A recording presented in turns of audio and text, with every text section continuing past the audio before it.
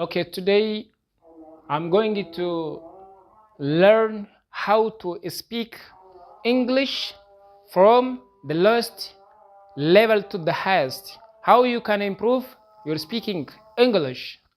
The main ways or the simplest way to speak English fluently is I wanted to show on the present tense. As we know, the tense can be classified into three main parts. The first one is what? Simple present, and also simple past, and also simple future. About present, about future, about past. Now today we are going to see about present. How I can use the tense which is called as present, and then I speak the English. For example, here this simple present. I play, you play, he play, she play, it play, we play, and they play. Iddoo kanatti gochoota habitual action jedhamu kan yeroo hunda hojjetamu akkamitti dubbachuu dandeenya? Subjectiiwwan torban jiru verbiidhaa wajjin waliif finnee yookiin maqaadhaa wajjin nounidhaa wajjin waliif finnee akkamitti akka dubbachuu dandeenyu yookiin verbiidhaa wajjin waliif finnee akkamitti dubbachuu dandeenya? Fakkeenyaaf I play anniin taphadha. Just kun maal agarsiisa? Ani nama taphatu ta'uu agarsiisudha. Gochaan yeroo hunda hojjedhu taphachuu kiyya kan agarsiisu ta'a jechuudha. I play. You play, the second one or the second person jedhin you nama lammaffaa jechuudha. I first person yookiin nama spoken yookiin speaker kan jedhamu yommuu ta'u, I nama dubbatu yommuu ta'u, you nama itti dubbatan jechuudha. Namni itti dubbatan second person jedhama. You play, ati ni taphatta, you play. Namni sun nama taphatu yoo ta'e amalli isaa amala nama taphatu yoo kan ta'u ta'e maal jettaan jechuudha? You play, ati ni taphatta. He play, he jechuun isa jechuudha. He play, inni ni taphata. She play, isin ni taphatti. Or she pray gisee immoo pray fi playin adda. Pray jechuun salaatudha. She pray, isin ni salaatti. It play, inni yookiin isin ni taphatti. Itiin kuni wantoota naman ta'initti fayyadamnee irra dubbachuu dandeenya jechuudha. Inni biraa we play, nuti ni taphanna. We play, nuti ni taphanna. Amalli keenya amala taphachuudha yoo ta'e hanjamaa guddisu yoo ta'e we play. Awwa nuti ni taphanna bari we play, nuti ni taphanna jechuu agarsiisa jechuudha. Gocha yeroo hunda hojjetamu. They play jechuun isaan ni taphatan. They play, isaan ni taphatan. Akka isaan taphatan agarsiisuudhaaf yeroo hedduu akka isaan taphatan mul'isuudhaaf jecha erga agartee jechuudha. They play, isaan ni taphatan jennee gocha simple present irratti ibsamu jechuudha. Gocha yeroo hunda hojjetamu kan ittiin ibsinu yennaan kaasii kana. Bakka kanatti I play kajuu kana jecha biraa fayyadamuu ni dandeenya jechuudha. Okay? I write, anniin barreessa. I eat, anniin nyaadha jechuu dandeenya. I drink, anniin dhuga. You drink, ati ni dhugda. He drink, inni ni dhuga. She drink, isin ni dhugdi. It drink, inni yookiin isin ni dhugdi. We drink, nuti ni dhugna. Asitti he fi she fi it irratti drinks s daballa. Bifa kanaan gocha yeroo hunda waan hojjennu ibsuu dandeenya jechuudha. Inni lammaffaadha gocha yeroo ammaa hojjechaa jirtu. For example, amma maaliin godhu jiraan? I am learning inja. I am learning. Ani barsiisuttiin jira. I am learning English language. Barnoota Ingiliffaa, afaan Ingiliffaa barsiisuttiin jira. I am learning English language. I am jennaan aamii fudhate taanaan simple present continuous tense. Gocha yeroo ammaa hojjechaa jirtu agarsiisu jechuudha. I am playing in jemmu keenyaaf. I am playing. An taphachuuttiin jira. I am playing. Taphachuuttiin jira. You are playing. Ati taphachuu jirta. Nama lammaffaa tokkotti kati dubbachuu. You are playing. Ati taphachuu jirta. He is playing. Inni taphachuu jira. She is praying. Isin salaatu jirti. It is playing. Inni taphachuu jira. Yookiin isin taphachuu jirti. We are playing. Nuti taphachuu jirra. They are playing. Isaan taphachuu jiran. Waan amma hojjetamaa jiru jechuudha. Fakkeenyaaf I am teaching. Ani barsiisuttiin jira. Yoo barachuu jiraate I am learning it. Barachuuttiin jira.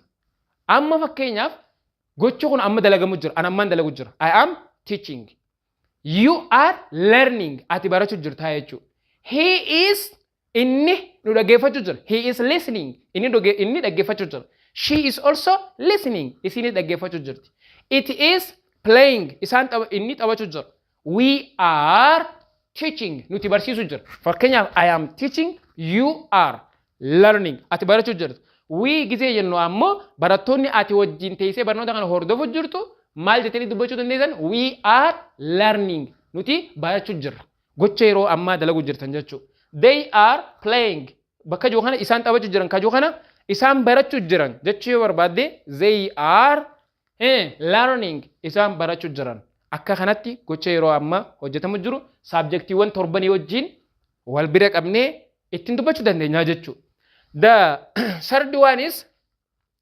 simple present perfect tense yenin simple present perfect tense asitti subject plus have or had verb 3 ja subjectin qasdiru kana I you he she it we they kun subjectidha I jechuun ani you ati he isa she isi it jechuun waan naman ta'in wantoota lubbu qabeeyyii birootii fi wantoota meeshaalee garaagaraatti fayyadamuu dandeenya for things we nuti they isaan isa kanarratti verb have or had verb 3 jenna have fi had fayyadamnee verb 3 goona wanta dalagamee dabre jechuudha for example I have played ani taphadheetiin jira just waan hojjettee xumurte jechuudha I have played waan hojjettee xumurte tokko maal jechuu dandeessa I have played ani taphadheen jira you have played ati taphattee jirta you have played ati taphattee jirta he has played inni taphatee jira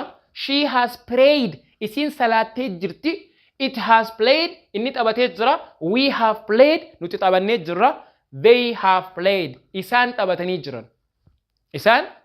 jiran fakkeenya akka kanatti gocha waan ammaan tana dalagamee dabre tokko bifa kanaan ibsuu ni dandeenya jechuudha fakkeenyaaf I have prayed ani salaateetiin jira you have prayed ati salaattee jirta he has played inni salaattee jira she has prayed isin salaattee jirti asitti itiin fakkeenya wantoota lubbu qabeeyyii ta'uu danda'a everything that is created by our Allah has prayed to Allah cufti wantoota lubbu qabeeyyii fi lubbu dhabeeyyiin tan rabbiin uumee jirtu hundiisiisu rabbiif yookiin gabbartii rabbiin gooti jechuudha it has prayed yennaan we have prayed nuti salaannee jira we have prayed nuti salaannee jira they have prayed isaan salaatanii jiran jennee akka kanatti dubbachuu dandeenya wanta xumuramee gocha dalagamee xumuramee jechuudha gochi itti aanu gocha eegalamee ture kagaruun xumuramin jechuudha saniin maal jennaani have been qaba has been qaba I have been playing ani haga ammaa taphachuutti jira ani ammallee taphachuutti jira jechuun yoom eegalame ani eegaan tapha eegalee ture garuu hanga ammaa taphachuutti jira akkanaa kanaan maaliin jaani I have been playing bifa kanaan deebisuu ni dandeenya jechuudha you have been playing ati taphachuu jirta you have been playing ammallee taphachuu jirta he has been playing inni ammallee taphachuu jira she has been praying isin ammallee salaatu jirti it has been playing inni ammallee taphachuu jira we have been playing nuti ammallee taphachuu jira they have been playing isaan ammallee taphachuu jiran kuni maal agarsiisa gocha eegalamee osoo hin xumuramin deemu jiru jechuu agarsiisa jechuudha waan tokko eegaltee ilaa amma kan deemu jiru yoo ta'e bifa kanaan ibsuu dandeenya jechuudha I have been teaching still now an ammallee barsiisutti jira I have been teaching still now ammallee barsiisutti jira I have been praying still now an ammallee salaatutti jira wanta tokko eegaltee osoo hin xumuramin ammallee kan deemu jiru yoo ta'e just maal fayyadamne jechuudha have been fi has been fayyadamna has been waa sadirra subjectii sadirra nu fayyada he fi she fi it irratti has been fayyadamna I you fi we fi they irratti maal fayyadamna naan have been plus ing fayyadamna jechuudha gochi suni eegalame ilaa amma kan deemaa jiru ta'uusaa kanaan bifa kanaan kan hennaa wanta hojjetamaa jiru tokko bifa kallattii afreen akka kanatti fayyadamnee ingiliffa dubbachuu ni dandeenya jechuudha. Inni itti biraa jechoota yeroo waan tokko irraa sheenooytu dubbattu jechoota hanga kanaan mee irraa sheenii dubbadhaa. Jechi asitti nu barreeffame kuni I had to see ja. I had to see. Arguun qaba ture. Arguun qaba ture. I had to see. Arguun qaba ture. I had to say jechuun qaba ture. I had to say jechuun qaba ture. I had to come dhufuun qaba ture. I had to pray salaatuun qaba ture. Salaatuun qaba ture. Way islaan salaate waan jaamu takka. I had to show agarsiisuun qaba ture. I had to eat nyaachuun qaba ture. I had to ask gaafachuun qaba ture. I had to talk dubbachuun qaba ture yookiin haasa'uun qaba ture. I had to wait eeguun qaba ture. I had to go deemuun qaba ture. Jechi jaamu kuni saabjektii ayitiin asitti isin dhiyeesse. Saabjektii yuu irrattis ni dalagaa, hiirra ni dalagaa, shii irrattis, itii irrattis, wii irrattis akkasuma yuu wanta they irrattis ni dalaga. Fakkeenyaaf I had to see arguun qaba ture eenyu? I had to see my messenger Prophet Muhammad sallallahu alayhi wa sallam. Peace be upon him. Nabii keenya kabajamaa jaalatamaa Nabi Muhammad sallallahu alayhi wa sallam nagaaf raamanni isarratti haaziraatu arguun qaba ture. Osoo zabana sahabaa san jiraadhee otoon arge. Just akka kanatti yaaddee yoo kan silaan arge arguun qaba ture. Silaa kan jechuu barbaadu taate I had to see. I had to see my teacher. Barsaa kiyya arguun qaba ture. I had to see my father. Abbaa kiyya arguun qaba ture. Abbaan keessa dubbisuudhaa dhufee ati bakka hojii jirta. Otoo sin argee yoo kute wow I had to see my father. Abbaa kiyya arguun qaba ture. Yoo ummaan ta'e dhuftee si dubbisuudhaa dhuftee osoo sin dubbisin kutte. I had to see my mother. Ummaati arguun qaba ture. Jecha kanaan fayyadamuu dandeenya jechuudha. Inni itti aanu I had to say jechuun qaba ture. Sababa usuutiin sheenaa wayii yoo si dhaga'ame. I had to say jechuun qaba ture maaliifin usaa? I had to say. To whom? To teacher. Barsaadhaan jechuun qaba ture. I had to say. Barsaa kiyyaatti silaa akkana jedhee dubbachuun qaba ture. Waan jettu takka jechuudha. I had to come dhufuun qaba ture. Sababa hafuutiin yoo fatanaa si dabarte. Fakkeenyaaf lakkii barnoonni dilas hin jiru arra barsaan hin dhufu ta'a. Dhufuu dhiisuun mala jettee yoo haftee barattoonni mana barumsaa dhufan fatanaa yoo si duubaa fatanaman. I had to come. Way dhufuun qaba ture. Osoon dhufee fatanaan sun wayina dabara. I had to come. Dhufuun qaba ture. I had to come on the concert. Concertii kanarratti dhufuun qaba ture.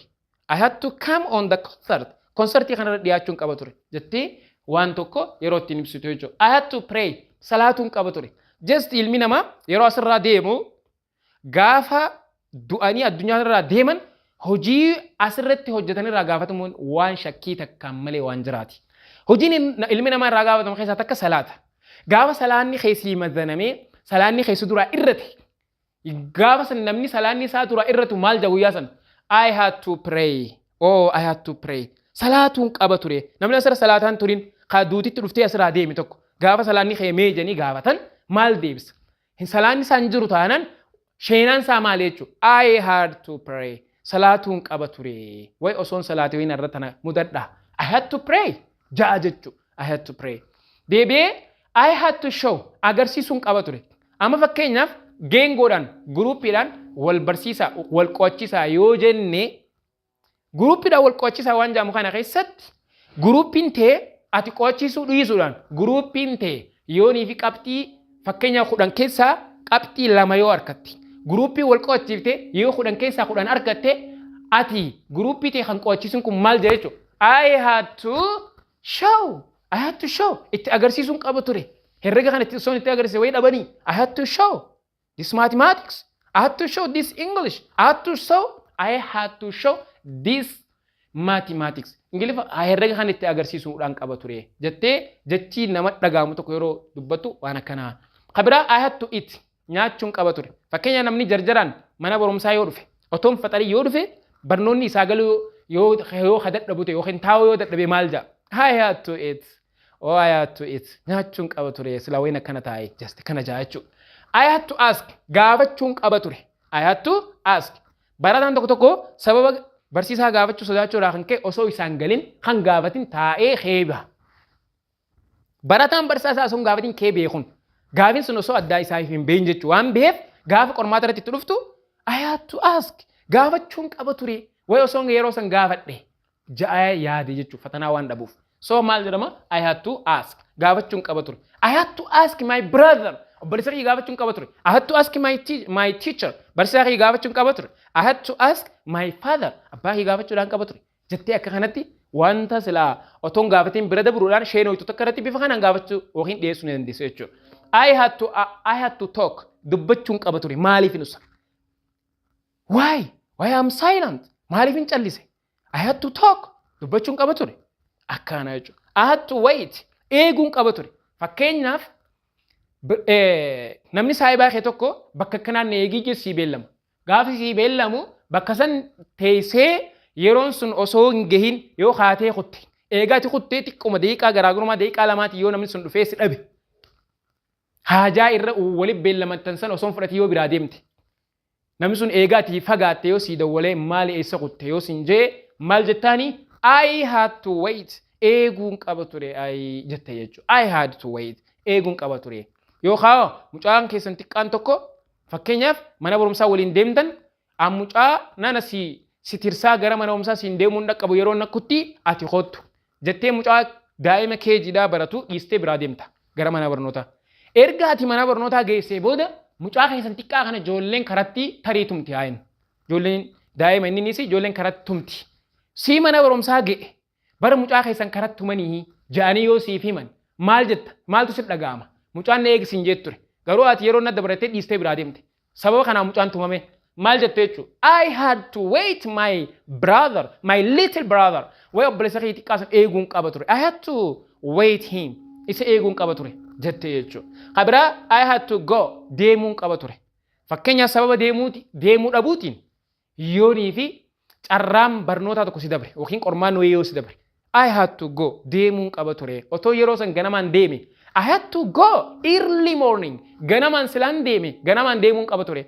Sababa ganamaan hin deeminiif jecha maal harree mana barumsaa yeroo si barfate si cufamte jechuudha. I had to go early morning to the school. Mana barumsaa ganamaan deemuun qaba ture.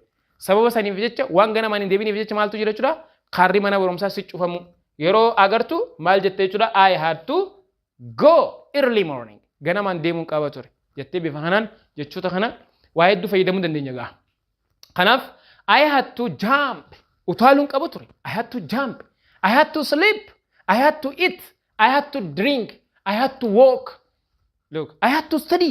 Qo'achuun qaba ture. I had to drink. Dhuguun qaba ture. I had to eat. Nyaachuun qaba ture. I had to play. Taphachuun qaba ture. I had to relax my body. Qaama kiyya relax godhuun qaba ture. Yookiin boqonnaa gochuun ture. Boqonnaa gochisuudhaan qaba ture. I had to study hard. Qo'annaa cimaa qo'achuudhaan qaba ture. This all about I had to. Akkamitti akka waan tokko waan sila irraa nama sheenessu takka akkamitti akka dubbannu kan jedhudha agarsiisa. This our first lesson. Inshallah lesson kun first lesson keenya kan jalqaba yommuu ta'u lesson itti aanu wajjin hanga walitti deebinutti lesson keenya kanarraa waan xiqqoo waan hubachuu dandeessan takka isin dhiyeessiyetiin amana. Practice gochuun isinirraa eegama. Practice gootanii just gama comment jalatti yoo kan barreessaa deemtan taate kunis itti fufa barnoonni inshallah gamanumaanuu galatoomaan isin jaa YouTube ni mana barumsa markazu Diyaawul Islaam yookiin daandii xaliilala akka guddatuuf kan mana barumsa kana akka guddatuuf share gochuu like gochuu hin dagatinaa isin jaa akkasuma YouTube ni Nuruddin TV jedhus akka guddatu godhaan isin jaa gamanumaanuu warri nu hordofaa jirtan bakka jirtanirraa galatoomaa isin jechaa. Assalamu alaikum wa rahmatullahi وبركاته.